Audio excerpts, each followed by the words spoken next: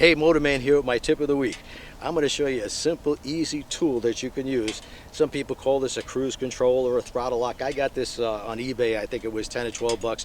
I haven't seen this particular one lately on eBay, but they have newer ones that are aluminum. In fact, they look a better quality than what I have here. What it is you're going to put this right over here, right around the throttle, and then you're going to turn this whatever way. You want to open that throttle a little bit, push this forward, it locks the throttle in.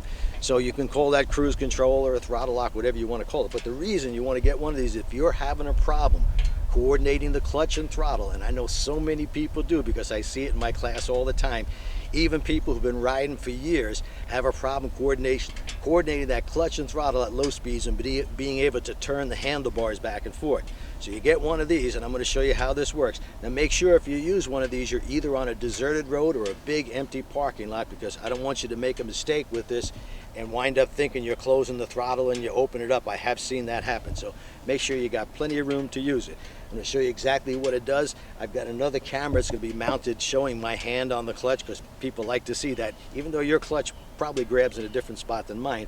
But I'll be in the friction zone, and on the clutch, most bikes, it's about 1 inch to 1/2 inch wide, that friction zone. So you want to manipulate the clutch in and out. More speed, you let it out slightly. Less speed, bring it in slightly. It should never be all the way out. And you want to start with going straight. You want to do this in a straight line first, and then start turning the handlebars back and forth. So I'll show you now what that looks like.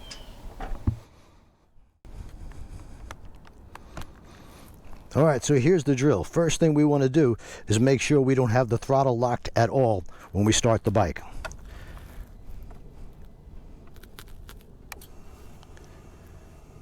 Now we're going to start the motorcycle. We're going to put it in gear, and then we're going to use this throttle lock. So I'll pull this back slightly, and it's not going to hold it perfectly, so keep that in mind. You may have to adjust this. I've got it now at 1500 RPMs, 1800 RPMs, as you could probably see. But as soon as I start letting the clutch out, that's going to drop a bit. So now I'm letting the clutch out. I'm getting into that friction zone.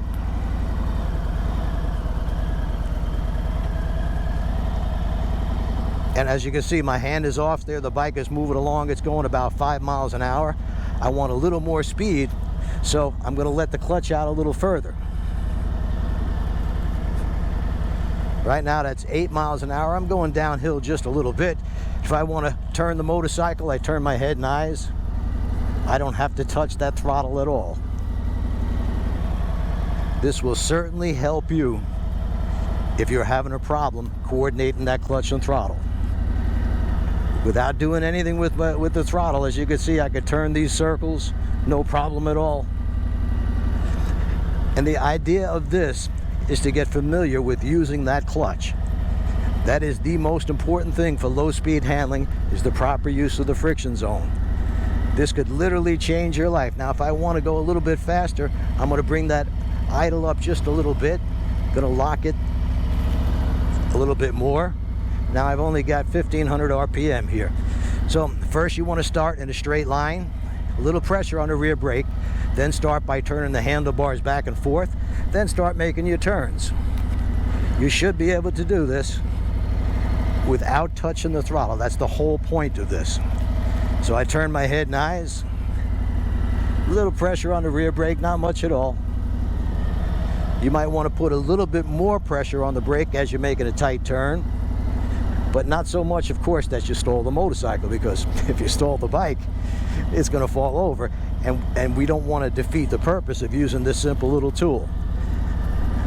Now, I've used this in my class on people who have serious problems trying to get a handle on the clutch and throttle, and I've always found that it works. And of course, you can still use the throttle if you want to raise it up a little bit. And in fact, I encourage you to do this, is to start using, you know, you got the throttle locked, but you could still bring it back a little bit, raise the RPMs. And my left hand is barely moving.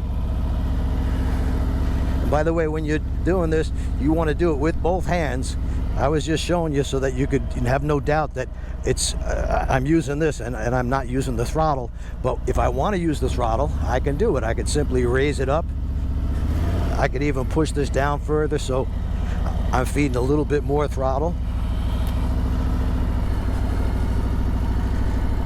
And as you can see, my clutch is barely moving in and out. I want more power, I let it out slightly. I want less, I bring it in slightly. Keep your hand on that throttle and let the throttle lock do 95% of the work. Doesn't get much easier than this. And I always believe that if there's a shortcut to doing learning these 3 techniques, why not take that shortcut? Doesn't hurt anything. This is gonna help you. Believe me, I got no stock in the company that makes these throttle locks. I don't even know who they are, probably some Chinese company, but it's gonna help you, so why not use it? And remember, keep both hands on the handlebars. If you need a little bit more throttle, well, you could just raise it up, and that in fact will even help you to figure out how to coordinate the clutch and throttle, how to slip that clutch properly. Now, I have a whole video called Shortcuts to Riding Like a Pro. If you purchase that with Surviving the Mean Streets video, the 2 DVDs for 20 bucks. If you want one of those or both of those videos for 20 bucks plus shipping in the continental United States, $5 for shipping, you got to call 866-868-7433 between 9 a.m. and 9 p.m. Eastern Standard Time. Don't be calling me at 4 o'clock in the morning from Australia. So get one of these for 10 or 12 bucks. See how it locks the throttle. It's a beautiful thing. You hardly have to do anything. I'm keeping that clutch, I mean, I'm barely moving it back and forth, and that's what you need to learn to do. It should never be all the way out, should never be all the way in at low speeds. I hope you enjoyed this. I hope it helps you. Until next time, this is Motorman signing out. Don't forget to subscribe and give me a thumbs up, if you will. All right, here's the 2 videos I was telling you about. You can get Shortcuts to Riding Like a Pro and Surviving the Mean Streets. The shortcuts, this is for the person who just wants to get out there and use a minimal amount of markers. You don't have to set up 30 or 40 cones. You can do this with, I'd say, any 12 markers, any kind of markers you want, even bottles of water, it doesn't matter. And we're going to show you all the shortcuts to riding like a pro, and then Surviving the Mean Streets will show you why you did particular exercises, because we're going to take it right out on the street and show you the exact exercise and the real world situation. You can get both of these for 20 bucks plus $5 shipping inside the United States, and just call 866-868-7433 between 9 a.m. and 9 p.m. Eastern Standard Time. Remember, don't be calling me from some foreign country at 2 in the morning, because we're not going to answer the phone. All right, till next time.